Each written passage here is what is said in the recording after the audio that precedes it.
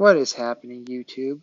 So, on a Friday, let's just say it was not a good Friday whatsoever.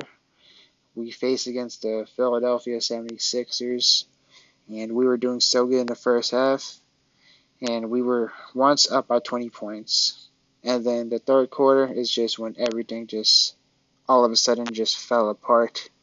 Fourth quarter, it was competitive, but then pretty much Philadelphia gained so much momentum, and it was just pretty horrible, to be honest with you. And it's not even really because our turnovers wasn't too bad, but our defense during the third quarter especially, we were just a walking traffic cone. Like, we were just leaving guys wide open, and pretty much the lineups was just not really the best. We went small ball against Joel Embiid. Felt like Zubac could have been playing during closing time. I felt like Zubac would have definitely been a solid defensive presence for Joel Embiid, and we could have got a lot more rebounds because, especially in the fourth quarter, Philadelphia was just grabbing all the rebounds. And Philadelphia, outside of Joel Embiid, they usually cannot rebound for the life to save their own life. But out of all the games, they just choose to rebound pretty well this game, and it's really frustrating for me because I did bet on the Clippers to win, and oh boy, it just stings, alright? This just stinks. We couldn't hold a lead.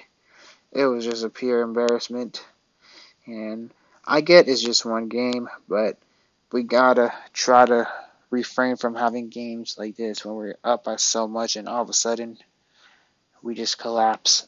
I would much rather just play poorly in the first quarter and the second quarter because at least like you could fix that during halftime. Just you could recoup and get in everyone's head and say hey, and then they just bounce back in third and fourth quarter. I feel like if they did poorly in the first quarter or the second quarter, I felt like we would have just somehow won the game because once you blow a lead in the third quarter and the fourth quarter, you are pretty much toasted, and that is something that the Clippers should really limit. And I'm pretty pissed. Like, I know it's nighttime right now and it's pretty late, and obviously I'll get a neighbor complain if I scream off my lungs, but what the fuck is this, bro?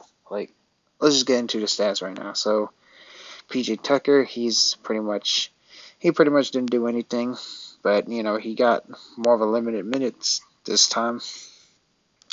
Tobias Harris, he had 14 points.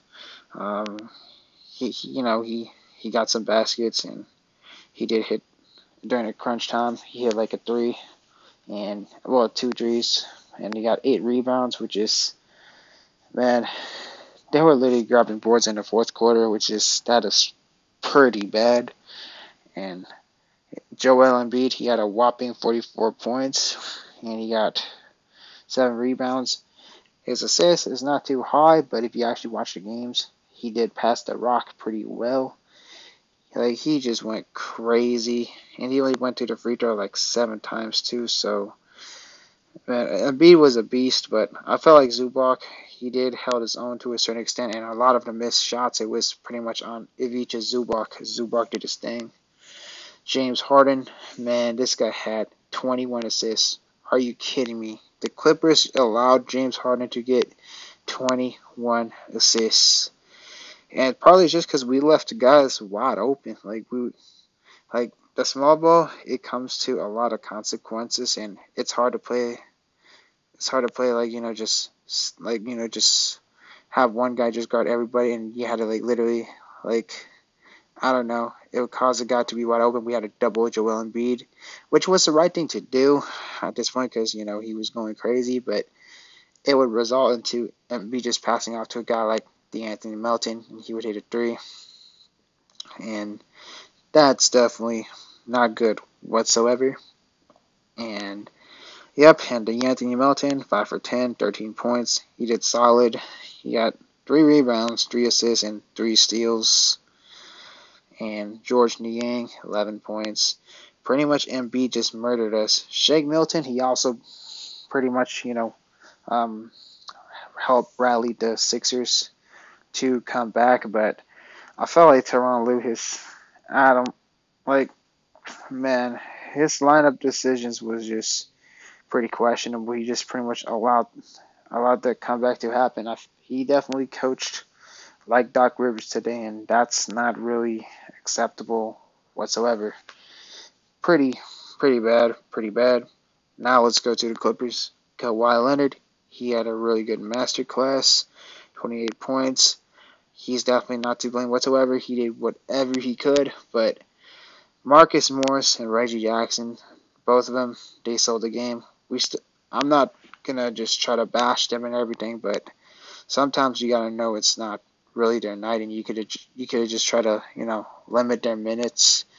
And he only had 11 points, 3 for 7, and his defense was just I don't really like want to really describe it. It was just not good whatsoever. It was pretty much like the whole entire Clippers team too. But Morris and Reggie Jackson, like it was just they're really really bad nights. As you can see, Reggie was like 2 for 6, which is he didn't take crazy amount of shots, but I mean the defense though we just got killed. Ivica Zubac, he kind of resorted to his Butterfinger self, but he definitely contributed on defense, at least from what I've seen from how he guarded against Embiid. He definitely held his own, and the good part is he didn't really like foul too much, but felt like Zubac could have definitely been more in the game. And closing, Ty Lue just decided to go small, which was pretty questionable, and he got 12. And yeah, he did play defense. He got 12 rebounds, but he did have his Butterfingers, which is pretty bad. Paul George, he started off really hot, but second half he kind of went quiet, but at the same time he didn't really get too much shots on this end, to be fair.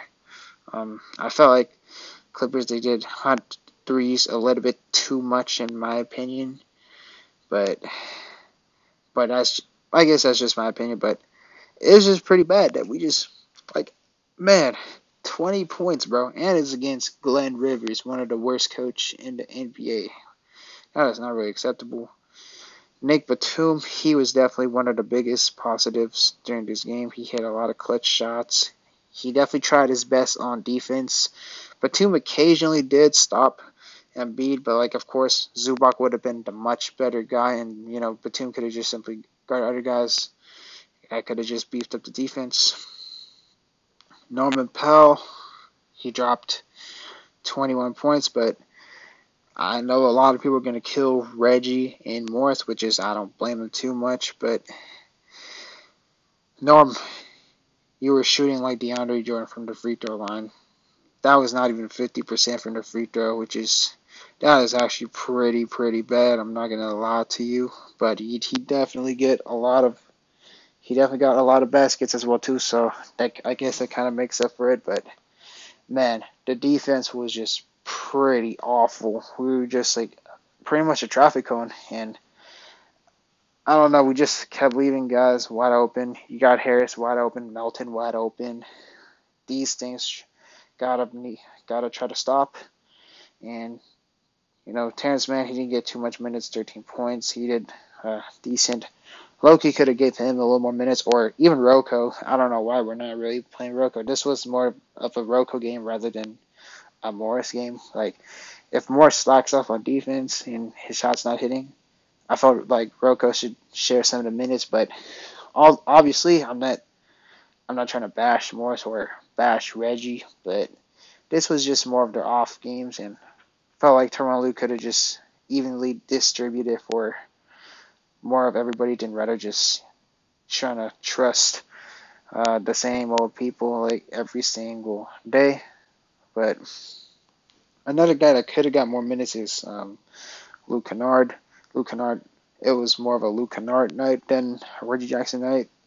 His defense, he eventually did start to get killed on defense as well too, so that was kind of like a factor as well too. But at the same time, he didn't make a lot of good IQ plays, and especially during crunch time, I felt like Luke Kennard would have definitely helped a lot with our threes. Like, if we needed a three, Luke Kennard would always be the guy to bail you out. Unfortunately, Musa Diabate and BJ Boston did not make the trip, but I felt like Musa Diabate would have been so perfect to play against the 76ers. Let's see. Musa, he was just fresh off playing against the G League, so I kind of understand, trying to, get the rest and let them celebrate a bit, but he would have definitely been critical against guarding Joel Embiid, and I guaranteed Embiid would have definitely slowed down and Musa would have slowed down Joel Embiid a lot, but overall, this was just pretty embarrassing in my personal opinion, and we definitely need to tighten up on the defense and obviously make some type of adjustments because this is like probably one of the worst games that Tyronn Lue has coached. But we all know during playoff time he could definitely clutch up to an extent at times. But we'll see.